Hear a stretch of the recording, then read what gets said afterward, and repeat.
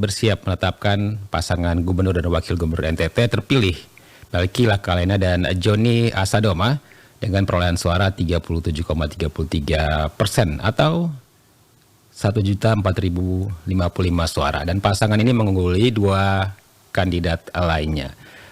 Dan pendengar, untuk memperbincangkan terkait dengan bagaimana persiapan penetapannya, kami hadirkan perbincangannya bersama dengan narasumber yang sudah bersama Pro 1 RRI ND pagi ini, anggota KPU Provinsi NTT Baharudin Hamzah. Selamat pagi Pak Baharudin. Selamat pagi Pak Rizwan. Iya, apa kabar? Alhamdulillah sehat-sehat. Oke, alhamdulillah. Pak Bahar, bagaimana bisa dijelaskan nih tahapan terakhir Pilkada serentak 2024 sebelum penetapan gubernur dan wakil gubernur NTT terpilih, Pak Bahar? Baik, selamat pagi para pendengar RRI ND di mana saja berada, masyarakat Nusa Tenggara Timur. Selamat Natal dan Tahun Baru untuk kita semua. Berkaitan dengan tahapan penyelenggaraan Pilkada serentak tahun 2024 yang kita mulai sejak bulan Februari beririsan dengan pemilu legislatif, alhamdulillah kita sudah akhiri dengan penetapan hasil perolehan suara pasangan calon baik gubernur maupun bupati wali kota di 22 kabupaten kota, dan pasca penetapan perolehan suara itu sesuai ketentuan pasangan calon yang merasa dirugikan itu dia bisa mengajukan sengketa ke Mahkamah Konstitusi. Dan dasar itu maka sampai dengan hari ini kita sudah juga tahu semua, publik juga tahu bahwa dari 22 kabupaten kota ada 10 kabupaten yang mengajukan sengketa ke Mahkamah Konstitusi dan saat ini sedang berproses untuk sidang pendahuluan di pekan depan.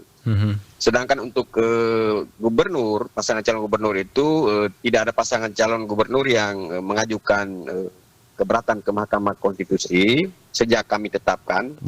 Namun karena ketentuannya KPU harus menunggu surat pemberitahuan dari Mahkamah Konstitusi dan surat itu baru kami terima per hari Senin kemarin melalui KPU Republik Indonesia untuk daerah-daerah baik gubernur, bupati, wali kota yang tidak ada sengketanya itu diminta oleh KPU untuk segera melakukan pleno penetapan calon gubernur terpilih dan wakil bupati, gubernur dan bupati terpilih. Dan untuk kita di Nusa Tenggara Timur selain gubernur juga ada 12 kabupaten kota yang tidak ada sengketa di mahkamah yang juga dalam waktu 3 hari ini akan ditetapkan untuk pasangan calon terpilihnya. Oke, baik. Berarti sementara untuk kabupaten kota lain yang masih ada sengketa ini masih menunggu begitu ya? Ya, untuk 10 kabupaten kota yang saat ini sedang berproses di MK, Kabupaten Flores Timur, Kabupaten Sika, Kabupaten Manggarai Barat, Belu, Timur Tengah Selatan, Rotendao, Alor, Sabu, Sumba Barat, dan Sumba Barat Daya, itu tentu kita akan menunggu hasil akhir dari proses di Mahkamah Konstitusi. Dan biasanya setelah proses di MK selesai itu akan ada perintah untuk penetapan. Baik. Pak Bahar, setelah menerima surat dari MK ini terkait dengan penetapan gubernur dan wakil gubernur NTT terpilih, langkah apa saja yang sudah dilakukan oleh KPU NTT, kesiapannya dalam proses ini?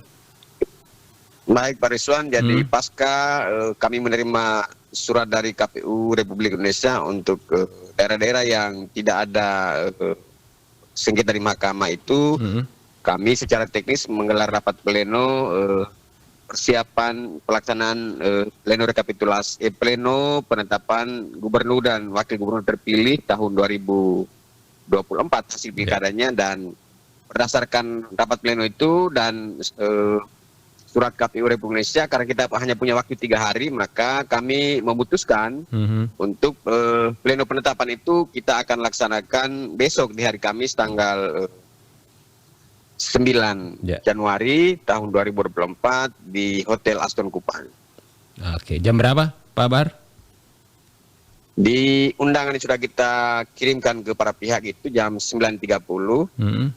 Dan para pihak yang kami undang itu selain ketiga pasangan calon gubernur dan wakil gubernur, juga Forkompinda, stakeholder terkait, Bawaslu, tim pasangan tim partai pengusung, dan pihak-pihak yang kemarin ikut berkontribusi dalam pelaksanaan pilkada serentak tahun 2024 di Nusa Tenggara Timur.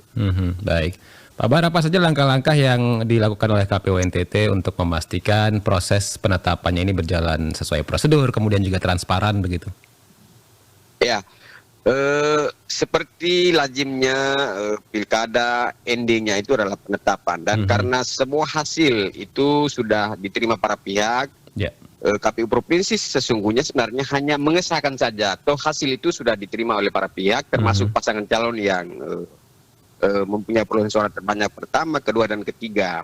Apalagi kalau kita lihat, kita amati seluruh proses pelaksanaan pemungutan suara di tanggal 27 November kemarin, seluruh hasil perolehan suara sejak dari TPS, hasil yang dipegang oleh seluruh pasangan calon dan dipegang oleh KPU dan jajaran itu tidak ada satupun yang selisih sejak dari TPS sampai kami tetapkan di provinsi. Artinya bahwa hasil itu sangat transparan dan itu menunjukkan bahwa pilkada kita itu dia berintegritas, karena salah satu ciri pemilu berintegritas itu adalah hasil yang dipegang oleh saksi dan hasil yang dipegang oleh penyelenggara itu sama persis sejak dari TPS sampai di penetapan akhir. Baik, selama proses rekapitulasi suara kemarin hingga penetapan ini tidak ada kendala begitu yang dijumpai ya? Alhamdulillah lancar saja. Sejak pemungutan suara juga proses di seluruhnya berlangsung dengan baik. Rekapitulasi di tingkat kecamatan 315 kecamatan juga baik, lancar, dan kabupaten kota.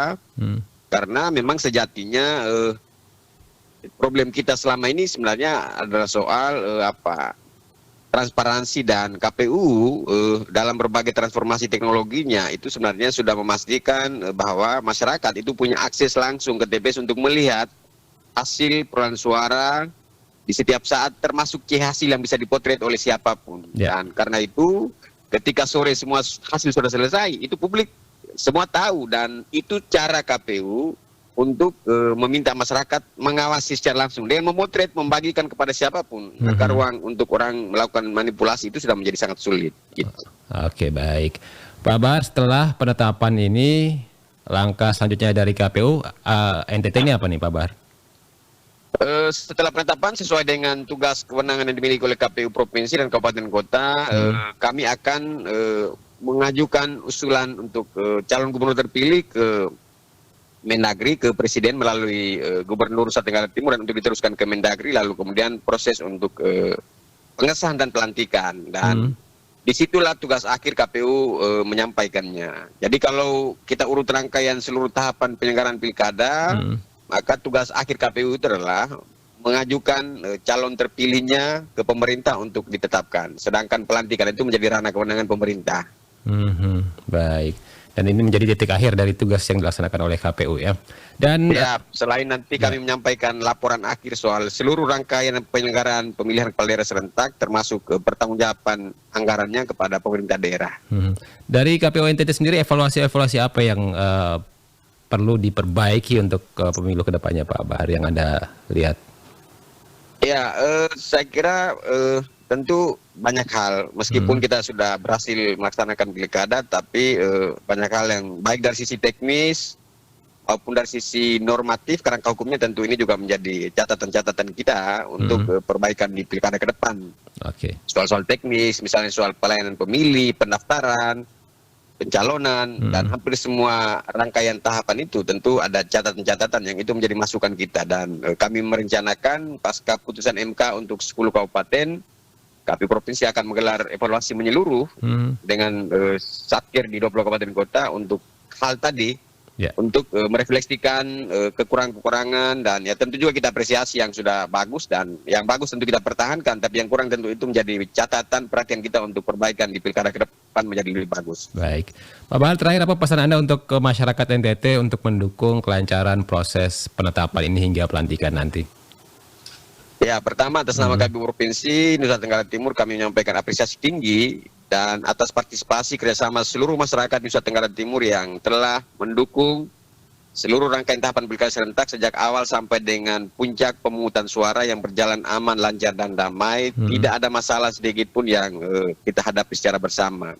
Yang kedua, ini kesempatan untuk kita menagih janji pemimpin-pemimpin terpilih baik di provinsi maupun kabupaten kota. Karena itu kami berharap masyarakat tentu berpartisipasi aktif untuk mengawal seluruh proses pemimpin yang akan ditetapkan ke depan. Mudah-mudahan mereka membawa Nusa Tenggara Timur menjadi lebih baik, demikian juga di kabupaten kota, memajukan daerah dan mensejahterakan masyarakatnya. Ya.